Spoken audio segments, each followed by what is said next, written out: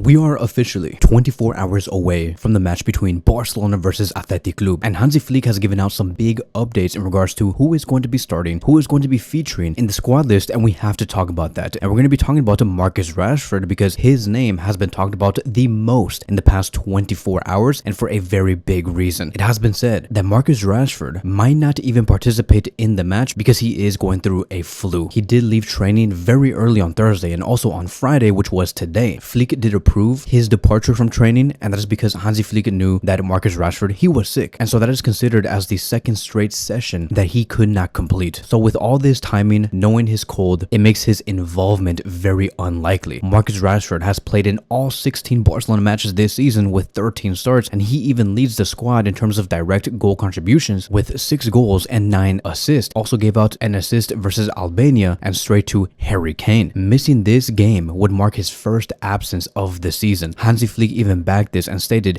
"I doubt he'll be able to play tomorrow." So it does seem like without Marcus Rashford and with Raphinha also being on the bench, which is going to be the next player that we're going to be talking about, who is going to be starting on the left wing position. I'll be talking about that in just a few minutes. But speaking about Raphinha, right? Raphinha is back. He is fine. The last time he did play was against Real Oviedo back in September, and that is because over the past few weeks, he was dealing with a hamstring injury. He did suffer another setback in October, and he was out for another month. So now he is expected to return, but he is going to be on the bench, and Flick, as of right now, is very unsure on how many minutes he's going to give him. Most likely is going to be around 15 to 20 minutes. Flick even stated he'll start on the bench, but he is back with us. Once again, giving us a lot of guessing on who is going to be on the left wing position. As for Lamine Yamal, his green light is going to be expected. He has been dealing with a groin issue, but he has been training very well in the past few weeks. Even the doctors are saying that he is okay, that everything is going well. I know that this groin issue is something that's very common for multiple players, but everything is under control, and he is going to be available for the match on Saturday. And Flick even stated, "I think he'll be able to play." As for Pedri, Pedri's still out. I think that we all know this by now. Ever since he got that hamstring injury versus Real Madrid in the Clásico, he did miss all 3 matches in November. He hasn't been included in the Spain squad for the internationals, so everything is step by step, and Pedri is going to be returning against Chelsea. Flick stated, "We don't want to put pressure on him, and he'll be back very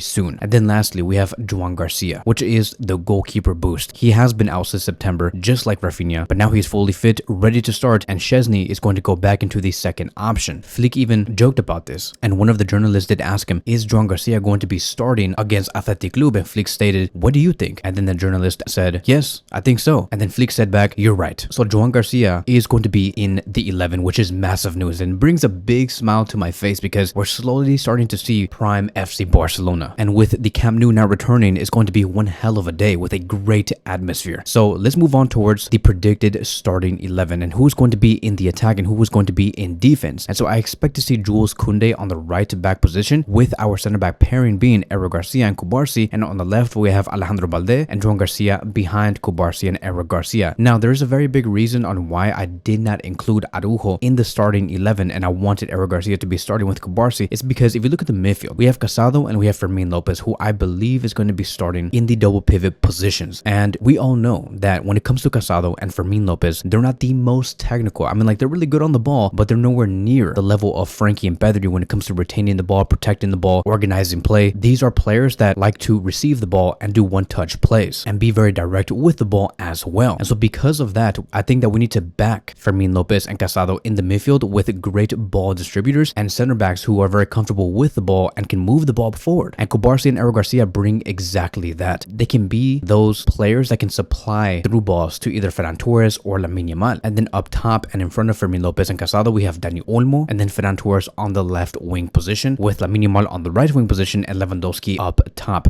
I used to say that Marcus Rashford is going to be starting on the left wing position, but because he's going through a cold and Raphinha is not going to be starting, it has to be Ferran Torres, who has a lot of experience playing on the left wing position. The last time Ferran Torres played on the left wing position, it was against Getafe, where Barcelona won 3-0 at Barcelona's home, and Ferran Torres ended up scoring 2 goals. And in that exact same game, the number 10 against Getafe was also Dani Olmo. So maybe we can see a repeat performance between Olmo and Ferran Torres again. Lewandowski was also there too. The only difference was Raphinha was on the right wing position and it wasn't Lamine Yamal. Now I get it right. I understand that there might be some worrying about having Fermin Lopez and Casado in the double pivot positions, right? We want to win in our first game going back into the Spotify Camp Nou. But here's the thing. This is a situation that Flick knows very well. He has already dealt with the fact that he couldn't use Pedri nor Frankie de Jong at the same time. Flick has been in these situations before. It was against Valencia and also against Athletic Club, where in those two games, he used a double pivot of Casado and Marc Bernal, and Barcelona ended up winning both of those games. We can even go back to the match against Monaco. Pedri played higher in the number 10 position, and our pivot was Joan Garcia and Casado, and unfortunately, it wasn't Barcelona's best game. But there was also another match against Getafe where we had a double pivot of Casado and Joan Garcia, but Barcelona did win that game. So I think that all in all, Barcelona have a great record when it comes to not playing without Pedri and Frankie.